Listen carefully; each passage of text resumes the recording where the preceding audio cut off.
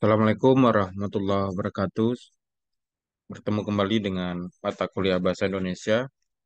Saudara, pada kesempatan ini kita akan melihat tentang materi terkait dengan sejarah perkembangan bahasa Indonesia, di mana sebagaimana yang sudah kita sampaikan pada pengantar perkuliahan, sejarah perkembangan bahasa Indonesia ini sangat terkait erat dengan sejarah bagaimana bangsa ini bersatu. Oleh sebab itu, penting untuk memahami sebagai bagian dari usaha kita untuk melihat bagaimana akar sejarah kebudayaan bangsa ini. Baik, saudara, materi ini akan kita bagi menjadi beberapa bagian. Yang pertama terkait dengan bagaimana perkembangan bahasa Indonesia pada masa-masa kerajaan Nusantara. Kemudian yang kedua, kita lihat bagaimana perkembangan bahasa Indonesia pada zaman sebelum kemerdekaan. Dan yang ketiga, yang terakhir, kita lihat bagaimana perkembangan bahasa Indonesia setelah masa-masa kemerdekaan sampai saat sekarang. Saudara, akar sejarah bahasa Indonesia ini mulai tumbuh dan berkembang dari bahasa Melayu yang sejak zaman dulu sudah dipergunakan sebagai bahasa penghubung atau lingua franca di Kepulauan Nusantara.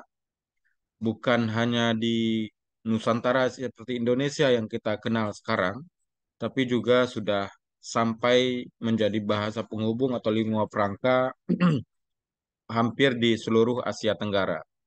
Makanya jejak-jejak dari sejarah itu kita bisa temukan di Malaysia, contohnya yang menggunakan bahasa Melayu, kemudian Brunei Darussalam, Singapura, dan negara-negara lainnya, seperti Thailand ataupun sebagian Filipina. Nah, karena sejarah yang kuat ini yang menghubungkan bangsa-bangsa di Asia Tenggara, maka sejak zaman dulu kita sudah mengenal bahasa ini sebagai bahasa persatuan atau lingua franca. Dalam perkembangannya, sejarah mencatat bahasa Melayu mulai dipakai di kawasan Asia Tenggara sejak abad ke-7 lebih kurang, walaupun sebelumnya itu sudah ada seiring dengan perkembangan masyarakat-masyarakat ke daratan Asia ini. Bukti secara tertulis yang menyatakan bahwa sudah ditemukannya kebudayaan Melayu pada zaman-zaman abad ke-7 ini seperti ditemukannya berbagai prasasti seperti prasasti di Kedukan Bukit pada tahun 683 Masehi, tepatnya di Palembang sekarang. Kemudian prasasti Talang Tuo pada tahun 684 Masehi, ini juga di Palembang. Dan juga prasasti Kota Kapur pada tahun 686 Masehi, ini di Kepulauan Bangka sekarang, Bangka Belitung. Dan juga prasasti Karangbrahi yang berangkat tahun 688 Masehi di daerah Jambi, Provinsi Jambi saat ini. Nah, prasasti-prasasti ini menunjukkan bahwa begitu tuanya peradaban-peradaban Indonesia, termasuk dengan bahasa Melayu yang sudah digunakan sebagai bahasa penghubung bagi masyarakat waktu itu. Nah, bahasa Indonesia pada perkembangannya juga muncul pada syair-syair hikayat yang kita temukan contohnya di hikayat Raja Ali Haji atau hikayat Raja-Raja Pasai, kemudian di sejarah Melayu Tajalus Salatin dan Bustanus Salatin yang banyak digunakan menggunakan tulisan Arab tapi menggunakan bahasa-bahasa Melayu, bahasa Indonesia sekarang. Nah, kitab-kitab ini masih bisa kita temukan di dalam berbagai tulisan ya, karena ini memang sudah muncul pada abad ke-16 dan 17. Selain itu, bukti-bukti keberadaan bahasa Melayu atau sebagai bahasa eh, akar dari bahasa Indonesia bisa kita lihat dari ditemukannya batu nisan di Aceh pada tahun 1380-an. Sementara itu, saudara, pada masa zaman pra-kemerdekaan, zaman penjajahan ya, Indonesia Indonesia kita bisa lihat dalam bagaimana pemerintahan kolonial Belanda menjadikan bahasa Melayu sebagai bahasa untuk administratif pemerintahan. Karena Belanda memahami sulit bagi pemerintahan Belanda, Hindia Belanda maksudnya, untuk menjalankan pemerintahan tanpa adanya bahasa persatuan. Sebagaimana kita kenal, sekarang saja ada 748 bahasa di Indonesia, itu sudah dikurangi dengan bahasa-bahasa yang punah. Ada 18 bahasa yang punah, kemudian ada belasan yang terancam punah, dan sekitar 748 bahasa masih bertahan sampai sekarang. Nah, bisa dibayangkan bagaimana untuk berkomunikasi dengan masyarakat yang beragam ini, yang berbeda suku, bangsa, dan budaya ini. Oleh sebab itu, pemerintahan waktu itu menyadari betapa pentingnya bahasa persatuan untuk menjalankan administrasi kepemerintahan. Maka Belanda mengusahakan bahasa Melayu sebagai bahasa persatuan. Dengan menyandarkan diri kepada bahasa Melayu tinggi, karena telah memiliki kitab-kitab rujukan, sejumlah sarjana Belanda mulai terlibat dalam pembakuan bahasa Indonesia. Jadi, saudara, cikal bakal bahasa Indonesia tidak hanya diusahakan oleh Republik ini, tapi juga diusahakan oleh pemerintah Belanda. Karena Belanda, sebagaimana tujuannya datang ke Indonesia untuk melakukan penjajahan, penjajahan dalam konsep ekonomi artinya mereka mencari keuntungan yang sebesar-besarnya dan mengeluarkan modal yang sedikit, yang sesekecil-kecilnya. Kalau mereka menggunakan bahasa Melayu, kalau mereka mereka menggunakan bahasa persatuan, mereka beranggapan akan bisa mempermudah administratif itu dan otomatis memperkecil ongkos untuk penjajahan itu. Tapi pada satu sisi, masyarakat Indonesia menganggap bahwa ide dari Belanda untuk menciptakan bahasa persatuan ini sebuah kesempatan untuk mempersatukan seluruh rakyat Indonesia yang beragam ini. Jadi dengan adanya bahasa persatuan, ini memperkuat identitas kita sebagai sebuah bangsa, apalagi waktu itu sebagai sebuah bangsa yang sama-sama terjajah di bawah jajahan Belanda. Nah, selanjutnya, sebelum kemerdekaan ini, pada awal abad ke-20, perpecahan dalam bentuk buku tulisan bahasa Melayu mulai terlihat ya. Jadi, di usaha untuk mempersatukan bahasa ini tidak mudah, karena adanya eh, wacana-wacana dari berbagai ahli. Seperti tahun 1901 muncul ejaan Van Ophuijsen, dan pada 1904 Persekutuan Tanah Melayu yang kemudian menjadi bagian dari Malaysia di bawah Inggris mengadopsi ejaan Wilkinson. Nah, ejaan Van Ophuijsen ini diawali dari penyusunan kitab logat Melayu. Jadi penyusunan kitab logat Melayu atau semacam buku pegangan ya, untuk bahasa Melayu pada tahun 1896 oleh Van Ophuijsen, seorang ahli bahasa dari Belanda.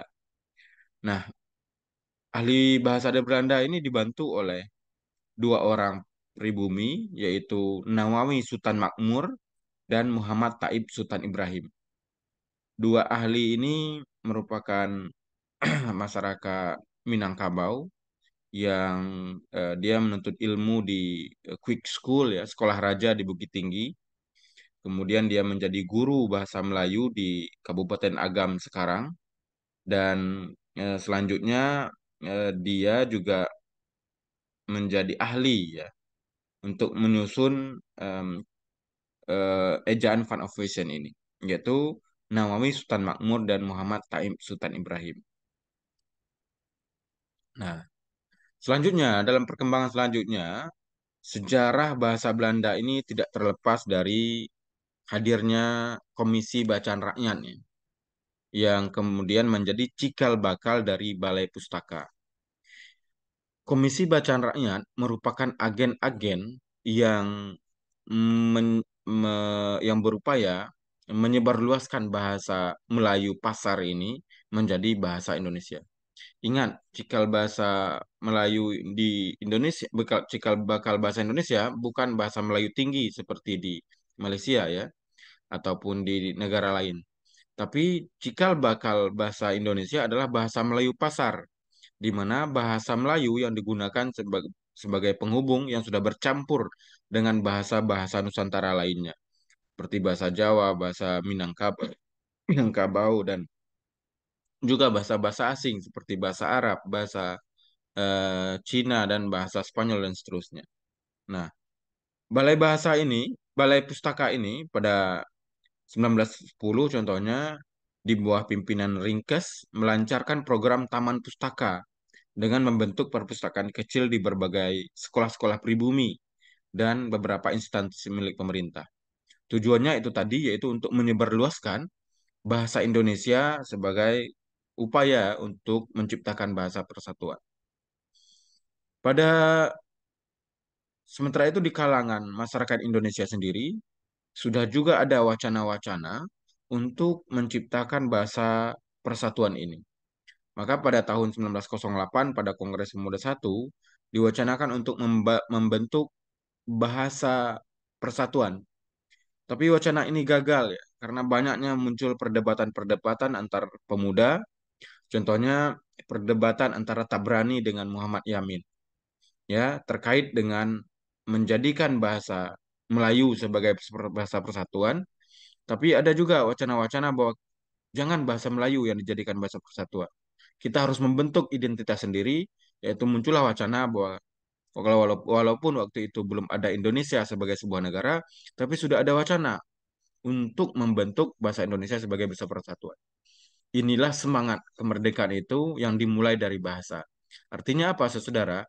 Sebelum Indonesia benar-benar merdeka pada tahun 1945, para pendahulu kita sudah memikirkan bahwa kita harus merdeka. Salah satunya dimulai dengan kemerdekaan bahasa, di mana kita membentuk bahasa sendiri yang berbeda dari bahasa-bahasa lain yang mempersatukan Indonesia yang dengan berbagai budaya, latar belakang budaya dan bahasa ini.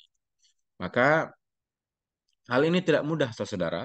Tidak mudah untuk menghadirkan bahasa persatuan ini. Terbukti 20 tahun ke depan, pada tahun 1928, pada Kongres Pemuda II yang dilaksanakan di Jakarta, pada tanggal 27 dan 28 Oktober, barulah disepakati bahwa kita bangsa Indonesia harus memiliki bahasa persatuan. Maka itulah yang disebut dengan Sumpah Pemuda, di mana pemuda-pemuda kita waktu itu berikrar bahwa kita memiliki bangsa yang satu, yaitu bangsa Indonesia, memiliki tanah air yang satu, tanah air, tanah tumpah darah Indonesia, dan juga memiliki bahasa persatuan, bahasa Indonesia. Nah, perjalanan panjang ini bisa kita lihat. 1908, kemudian 20 tahun kemudian, 28, dan kemudian lebih kurang 20 tahun ke depan, pada tahun 1945, barulah bahasa Indonesia menjadi bahasa negara, di mana pada tanggal 18 Agustus, setelah 1 hari setelah proklamasi, disahkanlah Undang-Undang Dasar Negara Republik Indonesia, di mana salah satu pasalnya menyebutkan bahwa bahasa Indonesia adalah bahasa persatuan. Saudara, ini kalau kita lihat ya, sebelum 1928 itu juga, wacana-wacana ini tidak berada di ruang yang diam.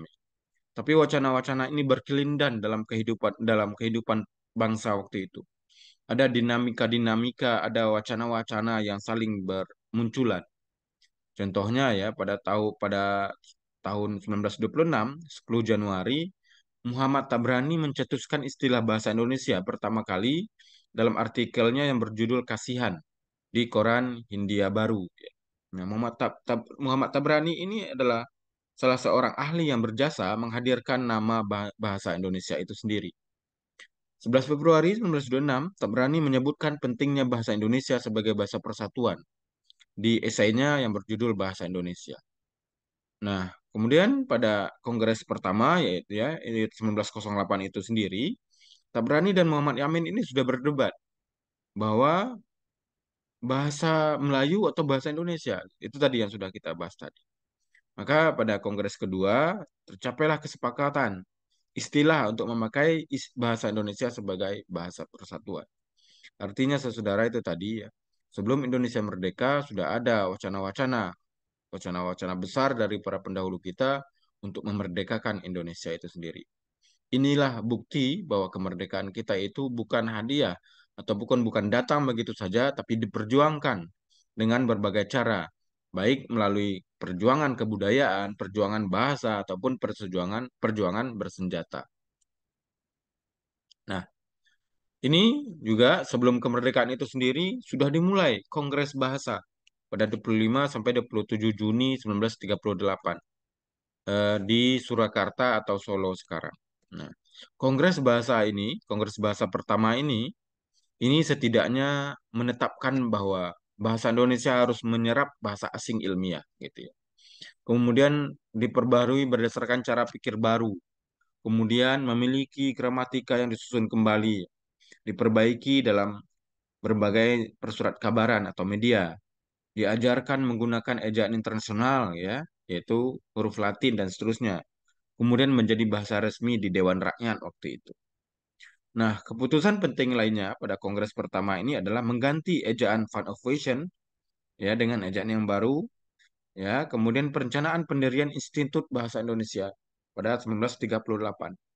Kemudian memunculkan wacana mendirikan perguruan tinggi kesusastraan Indonesia. Kongres Bahasa ini saudara kemudian berkembang sampai sekarang. Sekarang pada 2023 ini akan ada Kongres Bahasa yang terakhir ya, nanti saudara bisa lihat sendiri ya pada bulan Oktober. Nah, ini bahasa Indonesia pada zaman pasca kemerdekaan, setelah kemerdekaan. Nah, selain kongres-kongres bahasa yang sudah bermunculan selama zaman kemerdekaan ini, kita sudah melihat bagaimana keberhasilan para pendahulu kita itu menjadikan bahasa Indonesia sebagai bahasa persatuan bagi lebih dari 748 bahasa di Nusantara. Selain itu, bahasa ini menjadi bahasa persatuan yang mempersatukan masyarakat-masyarakat di seluruh Nusantara.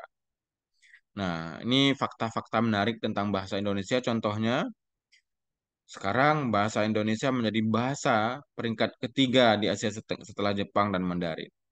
Saya tidak percaya ini ya. Saya justru menempatkan bahasa Indonesia sebagai nomor dua setelah bahasa Mandarin.